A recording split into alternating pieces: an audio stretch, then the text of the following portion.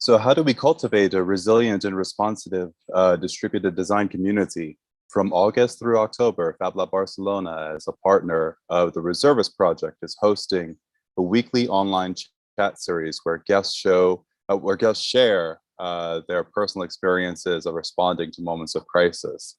The aim is to collaboratively work on shared vision, align values, and develop best practices. This is Resilient Maker Stories. Good morning, good afternoon, good evening, wherever you are in the world. I'm Jean-Luc Farid. As I said, this is coordinated through Fab Lab Barcelona, the Reservist project, and the Distributed Design program, the Distributed Design platform. Of course, for distributed design, the concept is that it is an outcome of the intersection of two global trends, the maker movement and the digitization of the design discipline. Also coming out of the distributed design platform is the book Viral Design, which is named after the paper submitted by Enrico Bassi, in which he argues that all situations that occur on a global scale that are not met with effective responses in the industrial production system could be approached from the way that we have seen distributed mobilization in the COVID-19 crisis. They could be the next testing ground for a synchronized international response from a global network. And so the Reservist project itself, the aim of it is repurposing manufacturing lines for providing medical and other products and services in case of spiking demand times. The approach is to set up so-called reservist cells that in times of crises can be activated within 48 hours to switch to produce the necessary products and services. And of course, for myself, I'm Jean-Luc Farid. I'm a graduate of the Master in Design for Emergent Futures. This chat series is in part of the MDEF Researcher in Residence program through Fab Lab Barcelona. So happy to continue the collaboration with EAC and Fab Lab Barcelona. Also coming out of MDEF, we have the Atlas of Weak Signals. Now this is a deck of cards in which we in the MDEF program actually use to do future scouting for weak signals, and then in turn make social interventions through digital technologies. Now, for the purpose of the Reservist project itself, we actually customize the weak signals deck to talk about crisis scenarios such as natural disasters, pandemics, man-made disasters, war and terrorism, or digital blackouts. The aim of this customization of the deck is to allow people on the front lines to be able to tell their own stories and to be able to map out resources and within their own scenarios, and to be able to scale their interventions through this process. And so that brings us to today's speaker. And I'm just gonna pull up my notes again. So,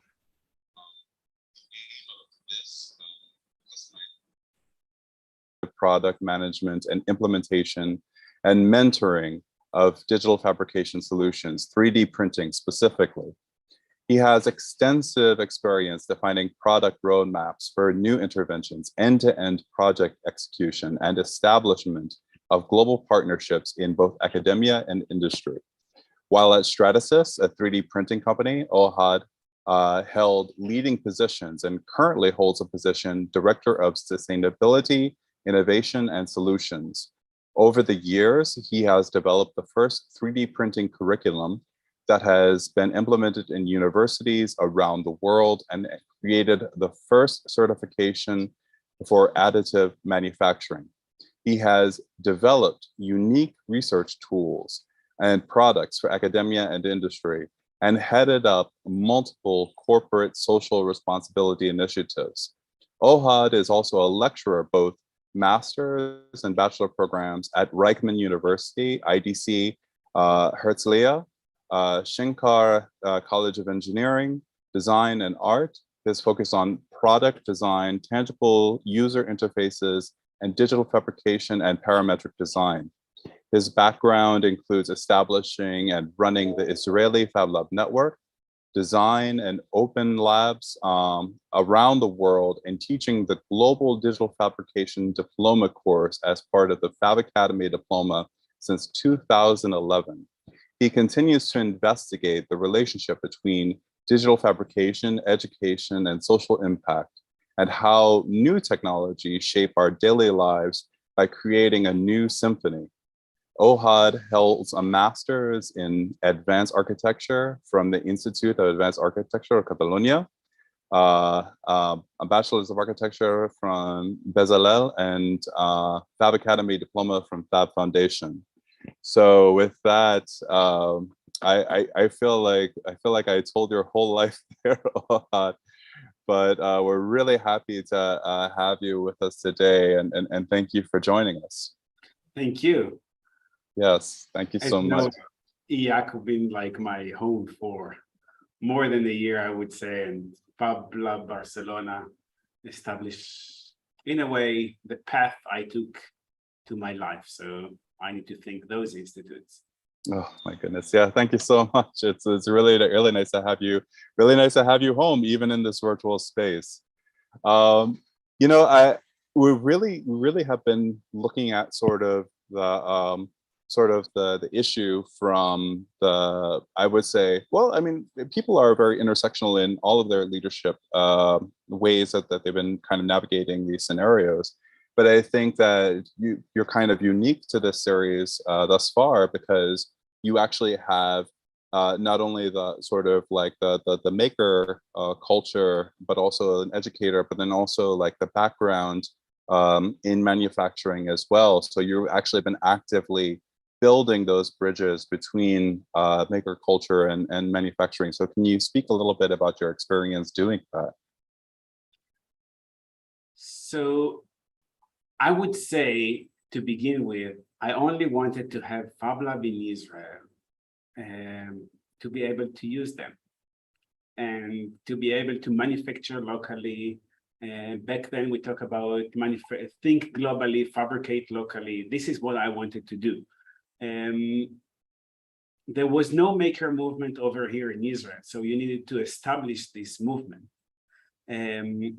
So Fab Lab IL was the first one to do all of those things and gather people. So by doing so, the challenge was, how do you build a community?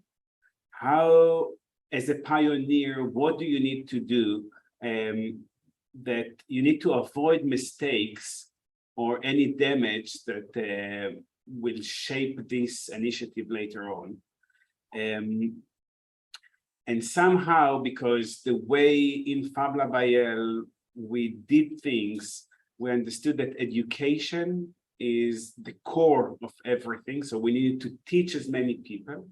And I built a team of 70 great instructors under me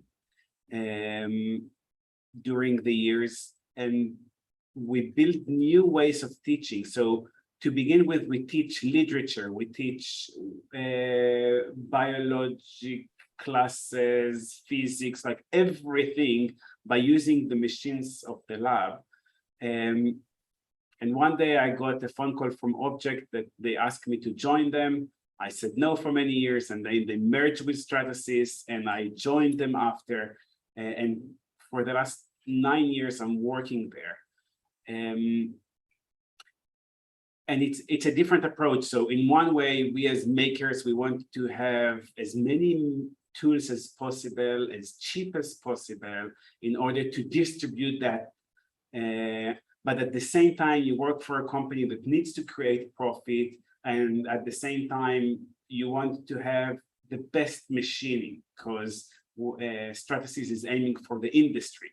So we as makers, sometimes we don't mind that our prints are not printing well, or our laser cut is not as focused as we want it to be, or precise. But when a company builds a machine for your aerospace or automotive or something like this, you need that you will have a repeatability of more than 95%.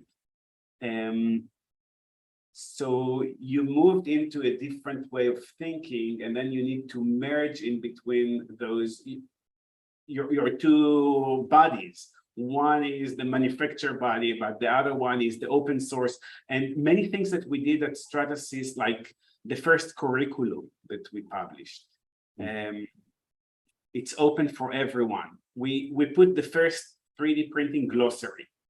That everyone will use the same kind of word, the terms in the industry, and that was open for everyone. So part of that, I was part of the education team, and we wanted to build a base for the entire industry.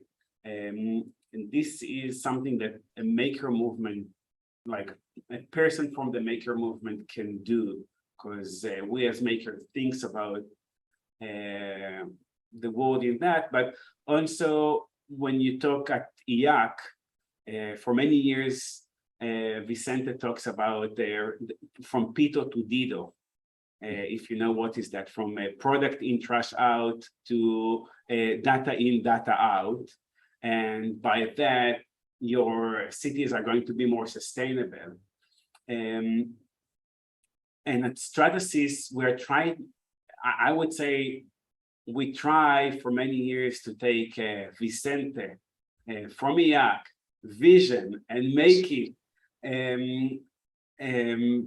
globally with our customers and with many things. And if we talk about COVID showed us that it's possible.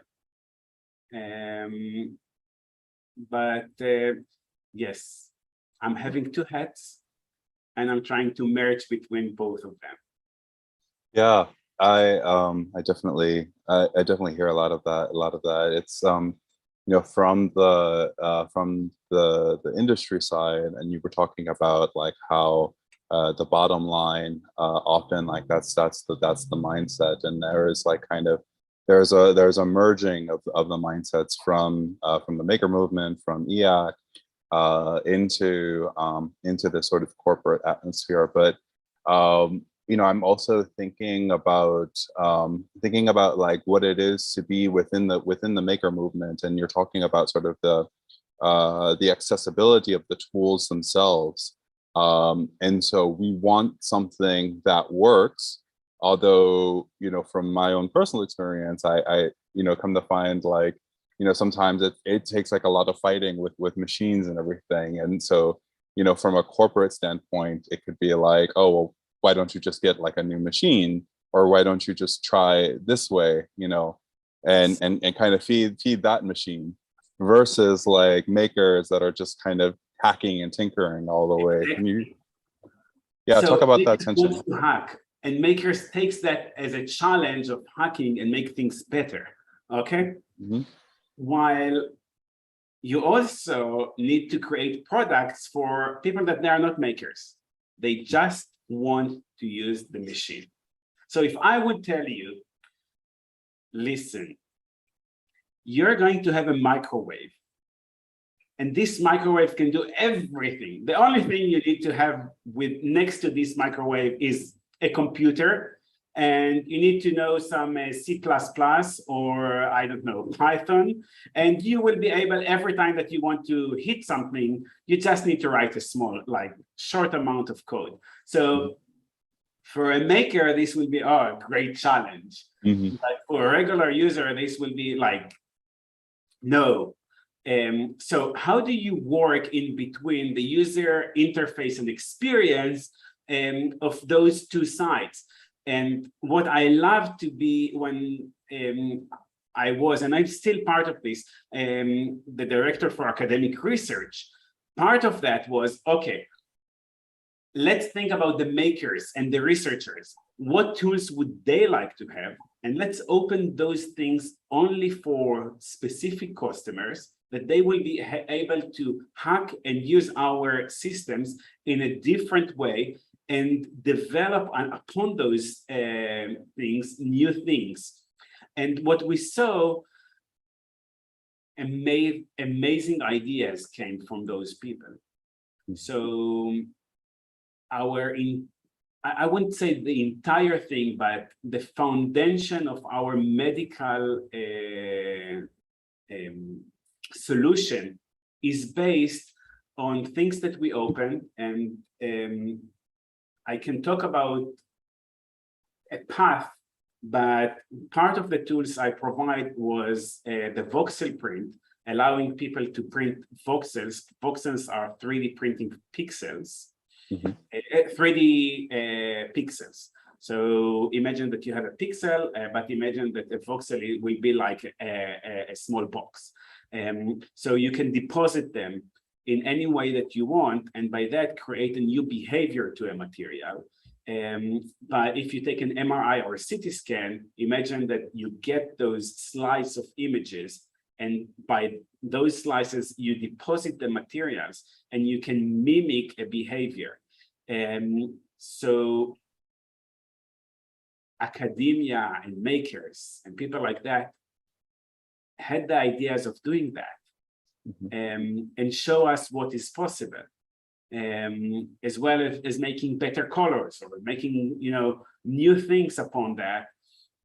And this is only when you open up. But the question is, where do you open up and how do you open up? And sometimes, like I always in part of the discussion, we are going to do new things only if you know that there is an application for that. Okay? This is how companies budgeting things. But I don't know what's going to be the application. I want you guys to tell me what's the application, because I can provide you something, but I don't know if it's good or bad. Okay? And it's amazing what can we learn from others. So it's always the debate about external innovation. If you see 3D printed the legend, or I remember when we got at IAC the first MakerBot printer, it was not as good, but I remember the team in the lab working and going online on Thingiverse and other websites and downloading files and upgrading the printer. And then the printer was pretty good, or pretty well, like printing well. And it was only because of the community around that that helps to do that. So how do you build the community for those things? Imagine that you have a community around your refrigerator. Do you have something like that? I'm not sure. No. But more people talk about right now the rights for repair. Okay? And part of the rights to repair is that instead of me, I have like my door of my refrigerator is broken, so most likely because we live in a capitalist world, I'm going to throw it away and buy a new one for cheap. But if I have the rights to repair, maybe I can get the files of the refrigerator from the manufacturer, and I can 3D print or CNC milling or laser cut parts of that and repair my refrigerator. Now, I might need to have some skills to do that, or I can go to the next door Fab Lab and use or Makerspace or whatever, and use their facility to help me solving that. And by that, reducing my expenses and upgrading what I already have, and by that also reducing waste. So all of that, I think that as we move forward, we will understand that what we have in our cities is more than enough for us to consume less. But the question, what can we do with that? And what are the missing components? And it's the same for our machines. Yeah. There's so much to unpack in what you just said. So I do want to what I was kind of hanging on was like the end user, because we have manufacturers, we have makers and hackers and all this stuff that, you know, have fun challenges. But, you know, when we're talking about these emergency crisis scenarios that the Reservist is focused on, and being able to respond within 48 hours, with things that work. So how do we kind of like, and you know, also like from your own experience with the pandemic and everything, how were you able to navigate being able to rapidly respond? Of course, there's the global community and everything, but also locally, like how are you able to rapidly respond with interventions that work for the end user? So it's most like it will be based on the user itself. But what do you make? So I think COVID was kind of a challenging period. So if you want, I can talk about what happened during COVID. Yes, please. Or maybe I have even a short slide that I can talk about.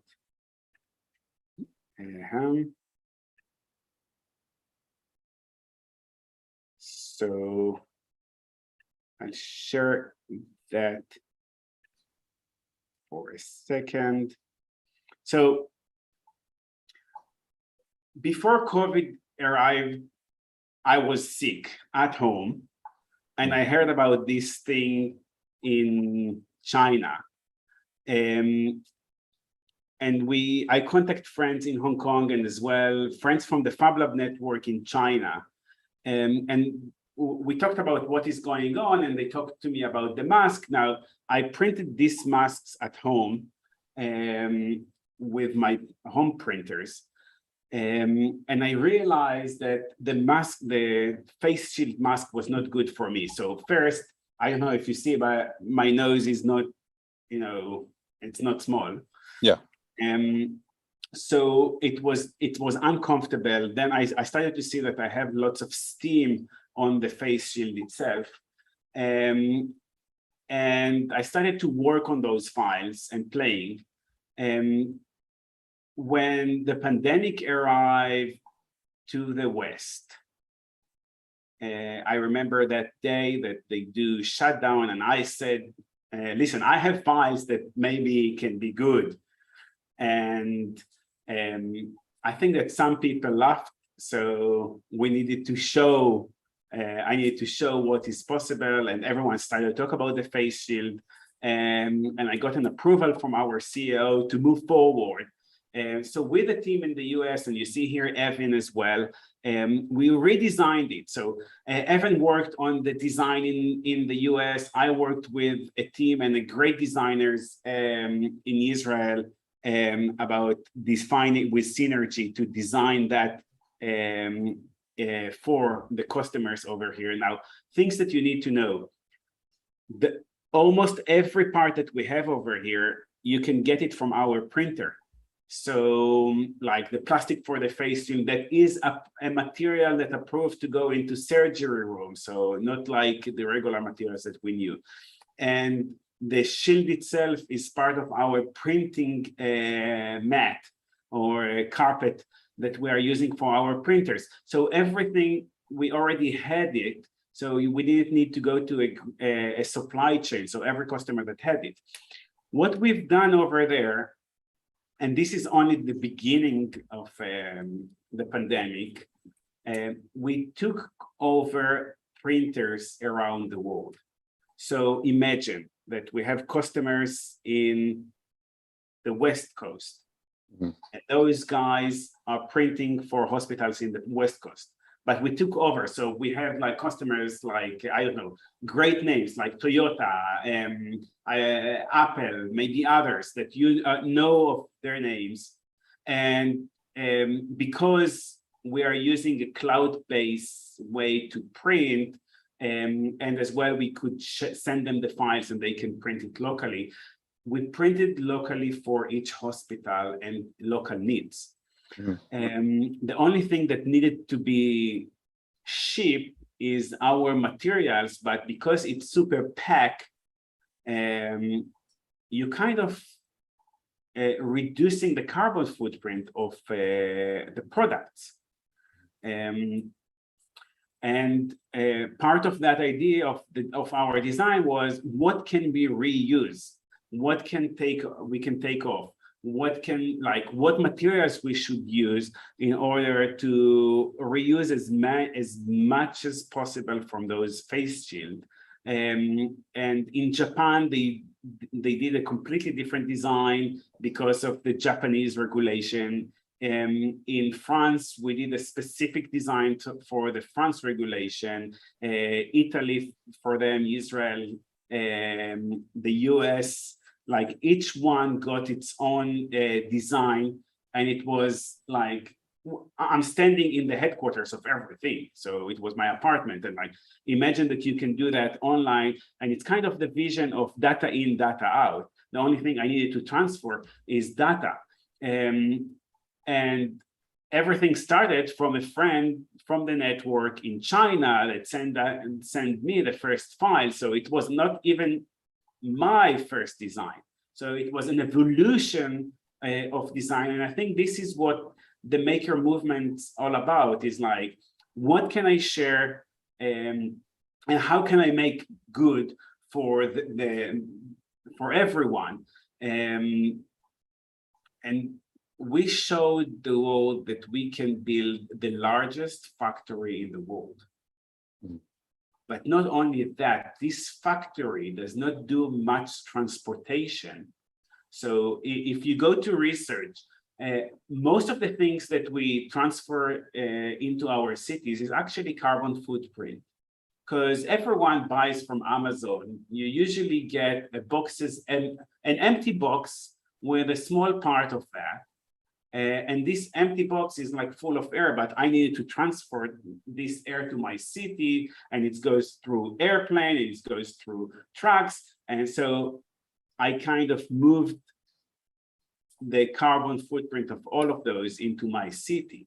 And what we've done, we packed as much as possible our materials, only move them, and then print locally and distribute it locally. So part of the maker movement, and to be a prosumer, that showed that this is possible. I would say that the disappointment after, that the world went back to its old habits, it's something to discuss about it as well. Yes. Yes, and I mean, I think what I really just knowing about your background and the education that you've done, especially like the parametric design, and how important that was, because you were talking about earlier about the face shield wasn't appropriate for your face. And so you have to account for the diversity of people's faces. You have to account for, as you were talking about, like all of the different regulations and everything that this design had to kind of iterate through. So I just wanted to, when you're talking about the data and everything that you're sending back and forth, speak a little bit about the importance of the parametric design and how people were able to iterate on the designs that were coming out of this intervention.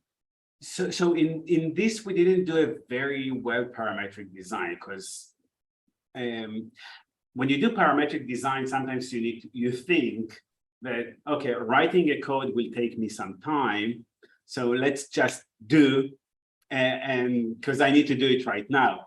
But in many cases, what we don't realize that when I do a parametric design, okay, I'm spending lots of time right now, but it would be so easy later on to just move a slide or change a number, or I don't know, bring an information from an outsource, and that will shape everything.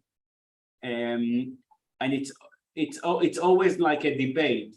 I can do something right now, but I'm not going to use the compute in a way. So when we moved into CAD, What we've done, instead of using a pen or pencils, we just started to draw on computer. And the only additional thing I think a computer provides us is the copy and paste. Later on, we see more and more applications that are using computer to actually compute and provide us new skills. I would say that I know how to teach the parametric design. I'm not a good user of that, but I have great students that they are like, it's the way that they think of, okay? It's the way that they start to think, like how to create that. And I think that the future generation will be even better in that. I don't know, everyone says that the future generation is not as good. I think that the future generation got so like different base than what we got, that they think different, and we can understand the way that they think. So I believe that the future is with parametric design, and by that we will be able to do generative design to many aspects, and fabrication will be easier. Hopefully, we work on that. Hopefully, and I think with the machine learning, artificial intelligence, it's going to be much easier as well. But you know, what I'm hearing a bit throughout this conversation is like not just sort of like building the bridge from makers to manufacturers, but like the manufacturer like having that initiative, going out and building the network. And you had that number up there, that 275,000 face shields that went out through the world because you were kind of commandeering these machines through the network and everything. It seems like there's like a really, you know, important impact that's there. But sadly, you know, you're saying that, you know, yes, in the emergency crisis scenario, we were active, but there were lessons that we didn't necessarily sustain, you know, from beyond the scenario. So in your vision, how can we maintain that relationship? How can we like continue to build the momentum of the movement beyond the emergency itself? It's so starting Fab Lab over here and be part of the network. I believe that we can change the world and shape and you know, all of those optimistically. And then you understand that it's hard to change people. People like things immediately, and also myself, like sometimes I know that I can 3D print something, but it would take me to redesign something like I don't know, 2 days, and I can just buy this part and it will cost me like $3. And I said, okay, for $3, I'm not going to do that. So it will always be a debate in between those things. As machines will be more reliable, and the products that we get will be more precise as we see that as precise. So there are trends as well, okay? I just bought a new cover to my mirror of my car, okay? Because it got damaged. And then I looked at that and I see that in the inner part, it's actually a 3D printed part with a powder-based printer that was colored. So the question is why it was 3D printed. And there is a great answer for that, because the storage that you need for spare parts for cars is a huge amount of storage. And if you can do this inventory online and just print it when someone place an order, and they can get it within 2 to 3 days, it's more than enough, no? So it's also a need. Imagine that all those automotive companies that they need to have huge amount of storage only for spare parts. Look at railroad companies that they need so much storage for spare parts. And if they can create a digital inventory, I believe that they will make a change. There is another component that can start the real change is what we consume daily. And what we consume daily is food or health. So if those will make a difference, and large industries that it will change, you know, it need to touch the dime, okay? It need to be money change or aspect out of that. But if we will have something like that, we will see the change. And I know that we as maker, we believe that we can make the change, and I believed it for many years. The makers will show that things are possible, but in order to make everyone unite for that, you need actually to show the needs. And what we saw during COVID, it was two things. One, it was very hard to get the parts or the things that we are missing. Two, because it was very hard to get them, they started to be very expensive. And then you're looking for alternative ways. Hopefully one way the world will not only be motivated by money. Yeah. And you know, I'm hearing this, and I also like go back to in your bio, and of course, like just knowing you've been in so many different places and installing Fab Labs in many different ways, and you have a very clear vision, and you have a sort of like we have the maker's vision of like being able to change the world through this technology. And I just wanted to also kind of like unpack, like in those many different like local scenarios, what were some of the challenges in terms of like being able, you know, in the installation of Fab Labs, or even like the adoption of Fab Labs into like different local communities? What were some of the challenges in order to be able to like bring people into the maker movement so that they would be able to use this technology to intervene in crisis scenarios? So I don't know what you call it, crisis scenario, but I have my own ways of thinking of that. For me, a crisis scenario over here is a conflict that we are living with. And the conflict is between people that they see themselves as different people. Okay? But you live over here and you know that during daytime, there is no conflict. We just live together, you know?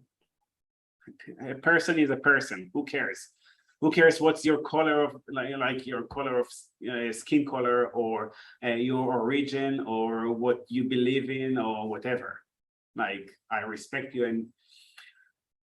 And when you put those different people in the same room, they start to look at each other in a different way. What we showed in the lab, that when you give a challenge to people, they will unite.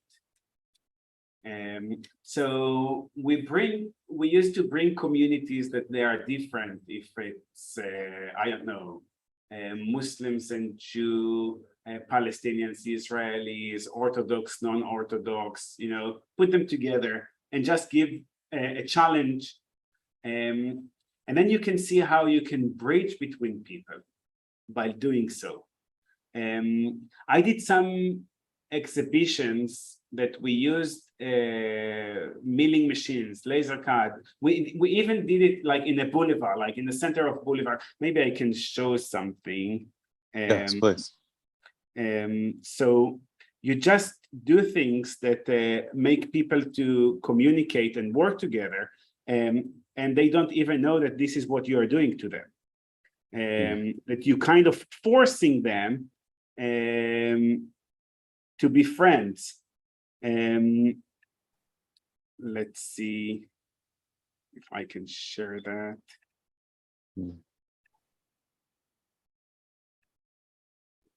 So if you know Jens, he's an amazing guy, Jens did it. Yes. So we put this in the boulevard, and you see this petite berry. It's like, I think every Israeli child eats that in his childhood. And what we've done, it was a staging place in a boulevard that people that don't know each other each one can bring one of their hands, and they need to do something with two hands. Like it's always, the computer did not, it did to see two hands in the screen, but we allowed people only to put one of their hands. And immediately after they did something, we created a contour. The software created a contour, and then it milled on top of this petite berry. So on the first memory of a food that the child has, we kind of added a new memory. And that was a symphony, like a collaboration together. Or in here, we did kind of creating playgrounds that two people needs to communicate and work together with a very hard controllers. Or on your left, you can see that we had a screen, and people needed, after all, to build kind of a cloud of their faces that we laser cut. And this is like as well for other projects that we create, and I'll show you. And I think this is part of the things that you see Jewish and the Muslim girl working together because they got a vinyl cut challenge, and it was very hard for them to work on. And then like they started to work together on the same thing, which were like, I'm not sure that they even communicate with words, but you make them to work together. So this is part of the thing that I see them as necessary thing in order to avoid crisis. To know that someone else that is different from you can communicate with not even words, and by making things you can do great communication. But if we talk about crisis, I cannot stop thinking of the 4D printing that Stratasys introduced. And part of the 4D printing, like, let's be honest, like, it was not a project that we actually thought of or something like that. It was a material we created that no one knew what to do, and collaboration with MIT and Skylar Tibbets lead to one of the things that you can print something flat and then it can change. And there is an annual conference about 4D printing, and what you hear of things that are coming from there, and about how can you use multi-material to send into, I don't know, something completely flat. Let's see if I put this over here. Maybe I have something. That's what. So, while you're looking, I have to ask, how did you fasten down the biscuit to the CNC? Oh, we created a special jig for that. Okay. I will tell you something about that. So Jens came over here to Israel, and it was Innovation Week in Israel.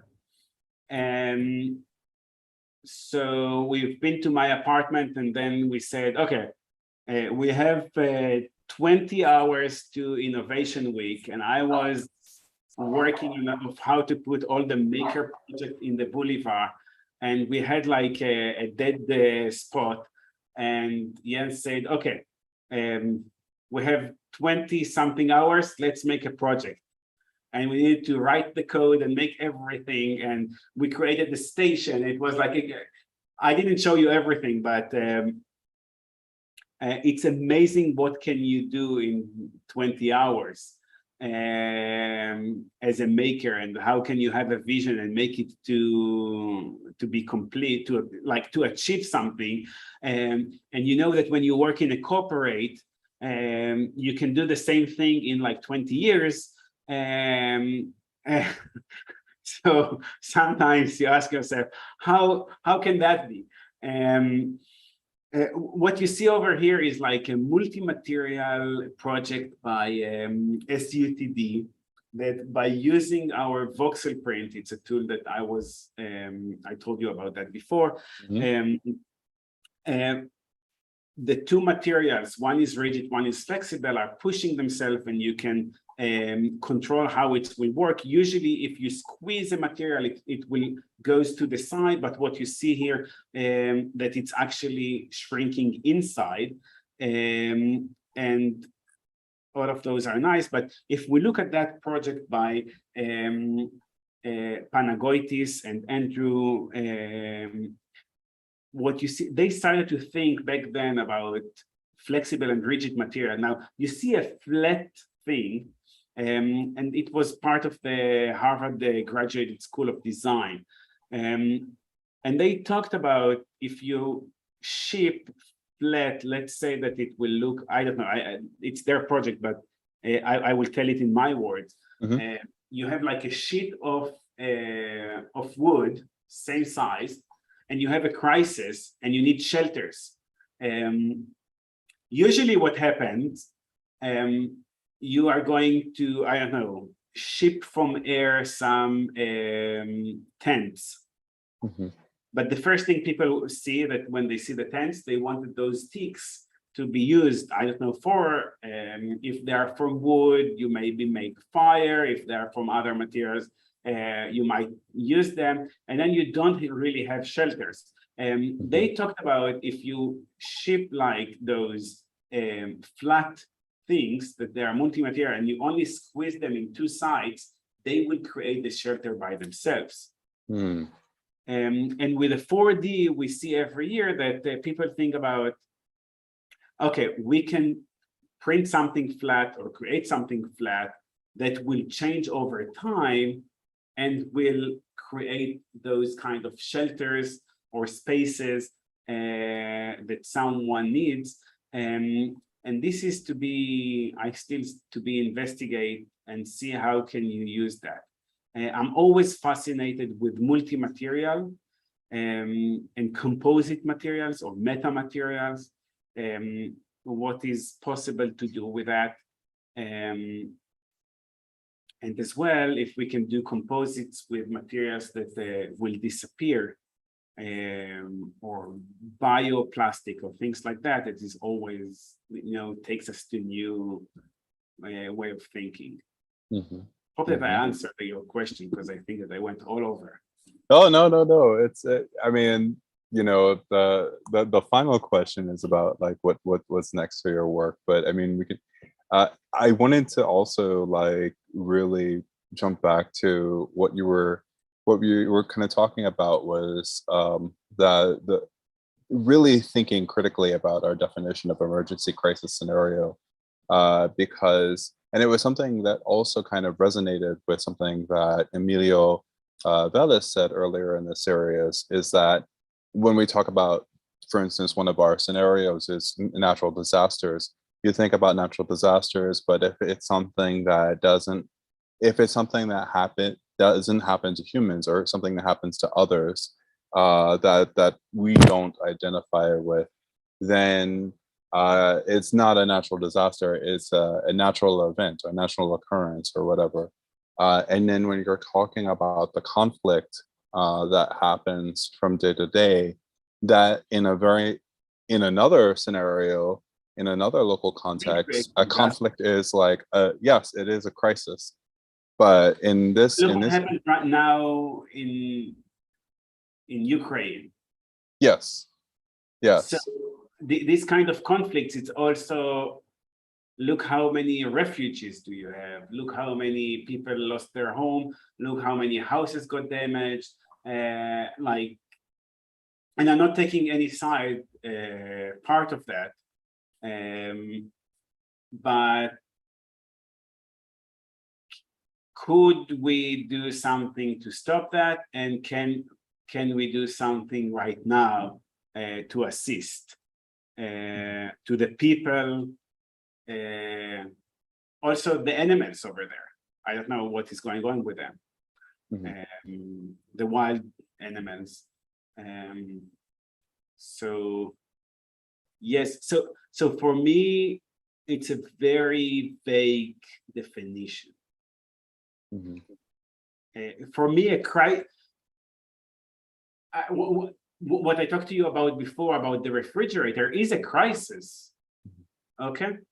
That we change things daily and we throw away goods because we can upgrade them to new ones. In a way, it will create a crisis in some other place. But, and it also, research shows that it will affect the environment, which is going to bring a crisis. So the question is not only what I do when the crisis emerge, is what can I do before in order to stop it, or not to stop it, let's say, let's use military war to fight it.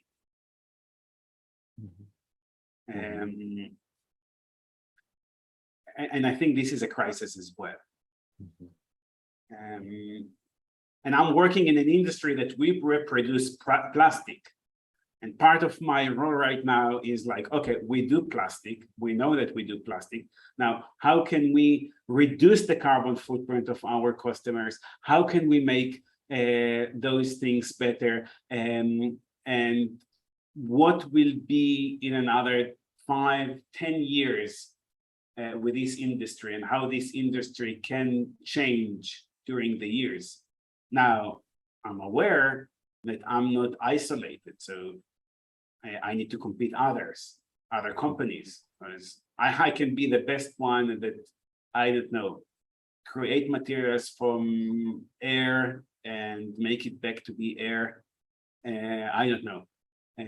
But if no one buys that, and my competitive, and I still competing, then if the company will not be here, I will not be able to do good. So there is also stages that I need to work with as part of that.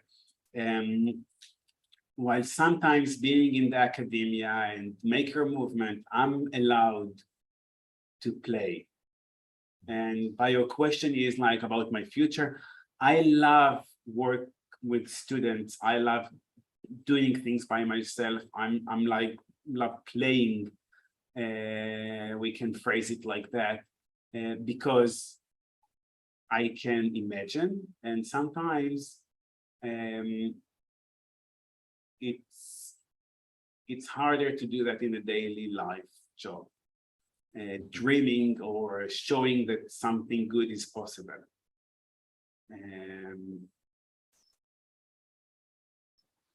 And yes, in the future, I want to touch more children, more people. Do more, never stop.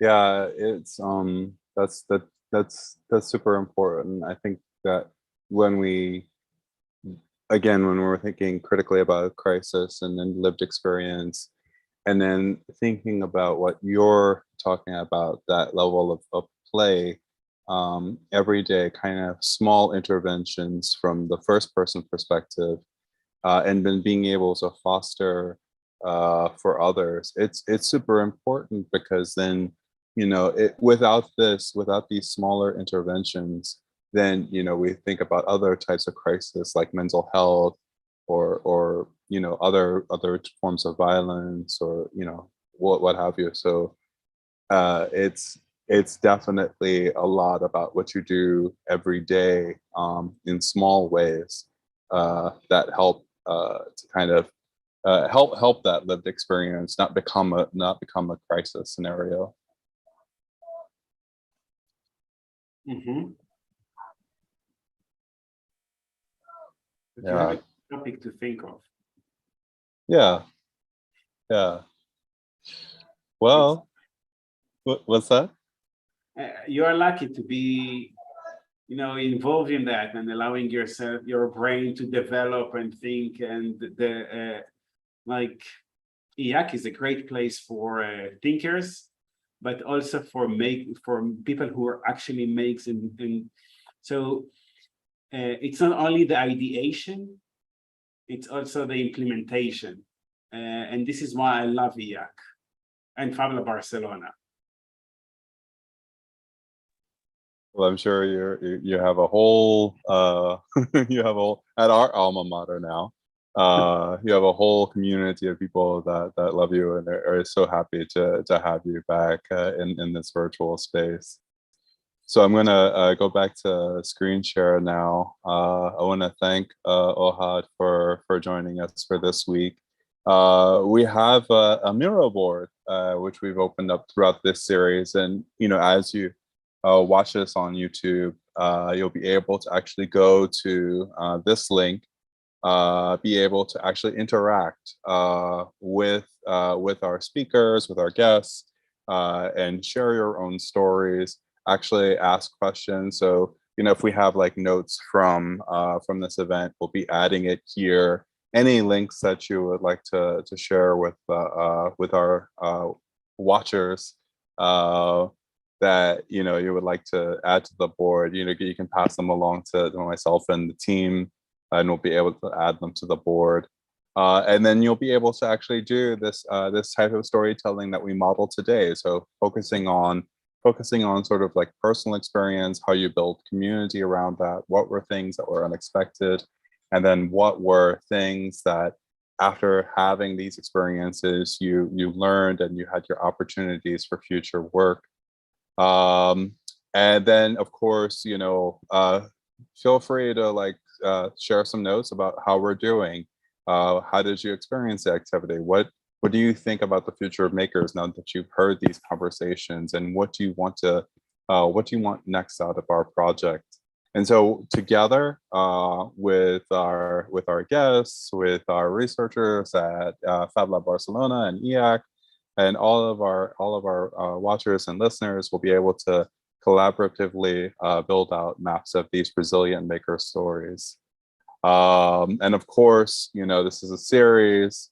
Next week, we're actually going to have Enrico Bassi, who I've been quoting all this time for these past 4 episodes, but really happy to have Enrico next week. And yeah, thank you again so much to Ohad. Thank you all so much to everybody that's joined us on the Zoom Live. Yes. Board, what's that? If I can add something to your mirror board, is like, if you can write, if you have a kitchen in your makerspace or lab. Okay. So I believe that kitchen is what, or food is what connecting people the most. Oh, it's beautiful. Yes, the kitchen is the most important makerspace of the house. Of course. Well, thank you. Space that we as children know. Yeah. Yeah. Oh my goodness. You're gonna okay. Well, thank you so much. I'm gonna turn off the YouTube live stream, but